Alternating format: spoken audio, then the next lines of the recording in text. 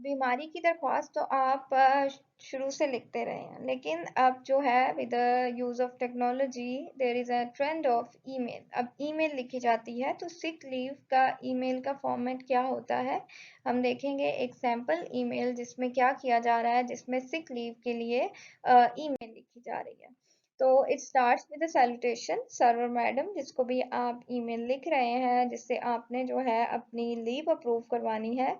उसके बाद आप बताएंगे कि आपको सिक लीव लेनी है और किस डेट से आपकी डेट स्टार्ट होगी, लीव स्टार्ट होगी, और उसके बाद आपकी जो है वो क्या प्रोसीजर है, क्यों आपको इतनी लंबी लीव चाहिए वो। और उसके बाद आपने ये बताना है कि कितनी देर के लिए आपको लीव चाहिए और आपकी जो ज्वाइनिंग डेट है वो कब से होगी।